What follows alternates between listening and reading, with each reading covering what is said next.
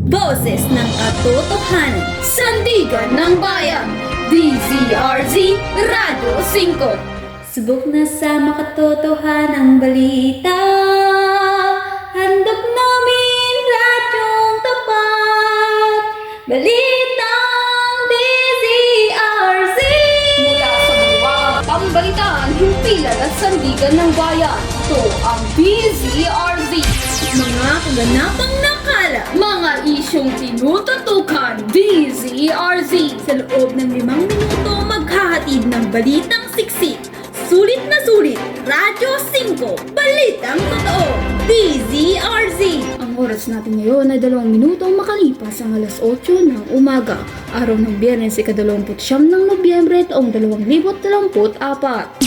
Isang mapagpalang araw, Pilipinas! Naimbag na bigat, Ranyag Rizal! Ito ang inyong kaibigan, Jeda Manuel! At inyong kaagapay, Alaysa Aguinaldo! At kayo'y nakikinig sa Radyo 5! Para sa ulo ng mga nagbabagang balita. 2 Rizalians nanguna sa 2 kompetisyon ng Pop Dev Week. Mapanyans nagwagi ng 3 ginto sa ginanap na Valis Month District Contest. Para sa mga detalye, narito si Krisha Egar. Ipinagmamalaki ng Rizal ang 2 estudyante ng MAPA National High School na nagwagi sa 24th Provincial Celebration ng Population and Development PopDev Week na may temang Tawang Puso ng Pagunlad. Ang nasabing kaganapan na ginap noong November 22-24 sa 3rd floor Kalinga Children's Wellness Center, Bulanao, Tabuk City. Nanguna sa AHD Photo Advocacy Contest si MJ Aliza Aguinaldo, habang si Rizal Mepe de la Cruz ang nawagi sa Awakening True Art on the Spot Painting Contest. Ang kanilang tagumpay ay patunay ng galing at potensyal ng kabataan sa Rizal. Sa kabilang dako, pinagdiwang ng Makutay Pawang National High School ang tagumpay ng kanilang mga mag-aaral matapos magwagi ng 31 pwesto sa makumakailang kompetisyon sa antas ng distrito. Nagtitog Values Challenge nagwagi ng unang pwesto ng mga mag-aaral na sina Bridget Bernardo, MJ Aliza Aguinaldo, Reza Mirances, Daniel Doctonero at Jonat Landao. Samantala, sa Matic Senior High School category, si Rizal Mepe de la Cruz ay tinanghal na kampiyon, habang si MJ Aliza Aguinaldo naman ang nalugi ng unang pwesto sa Inconverso Senior High School category. Patuloy na pinagmamalaki ng paaralan ang sipag, dedikasyon at kahusayan ng kanilang mga mag-aral na nagdala ng karangal at dangal sa Makutay Palawan National High School. Krisha Egar, nagbabalita. At kayo'y patuloy na nakikinig sa DZRZ, DZZ, Radyo ng Masa, DZRZ 5 Balita. Bagyan muna natin ginto ang programa at tayo makinig sa mga paalala. Hoy Mare, alam mo yung kapitbahay natin? Naku, yun si Trixie, kabit ni Mayor. Talaga, Mare?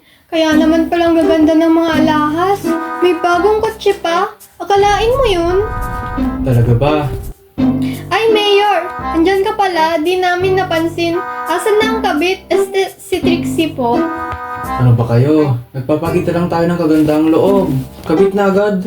Mali yun. Panghusgang tawag doon. Talagang malapit lang sa akin si Trixie dahil kapatid ko siya. Huwag maniniwala sa fake news, maging mapagmatsyag at mapanuri. Ang programang ito ay hatid sa inyo ng Department of Information and Communication at ng himpilang ito.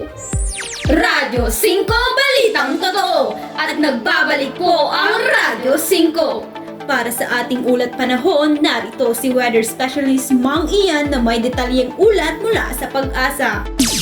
Magandang araw, Jeda at Alaysa. Narito ang pinakabagong lagay ng panahon ngayong araw, ika-29 ng Nobyembre. Sa Luzon, makakaranas ng muulap na kalangitan na may karat-kalat na pag-ulan sa Cordillera at Ilocos Region, dulot na ang amihan. Sa mga mangingisda at naglalayag, asahan ang bagyang maalon hanggang sa maalon na karagatan sa kanlurang bahagi ng Luzon. Para sa iba pang update, manatili sa DZRZ o bisitahin ang website ng Pag-asa. Balik sa inyo, Jeda at Alaysa. Salamat Mang Ian, huwag kalimutang magdala ng payong at mag-ingat sa mga lugar na prone sa pagbaha. Mga ka-DZRZ. Dumako naman tayo sa mundo ng palakasan. Narito si sports correspondent Micaela Gulayan para sa pinakabagong balita. Una sa basketball, muling pinatunayan ng Gilas Pilipinas ang kanilang husay matapos masungkit ang gintong medalya sa Southeast Asian Games. Tinalo nila ang Vietnam sa score na 89-76. Ang star player na si Justin Brownlee inapakitang gilas sa kanyang 25 puntos at 8 assists. Micaela Pagulayan, nagbabalita.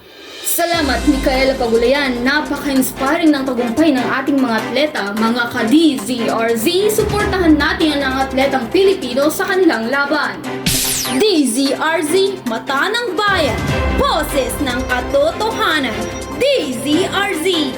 Iyan po ang 5 minutong pagbabalita mula sa estasyong di lamang naghahatid ng balitang sariwa, kundi mga balitang tumatatak din sa inyong mga puso at diwa. Ito ang iyong tagapag-ugnay, Jeda Manuel. At Eliza Aguinaldo na lagi niyong kaagapay. Kasingko. Balitang tapat, balitang sapat, lahat ilalantad sa inyo'y nararapat. 5 Balita.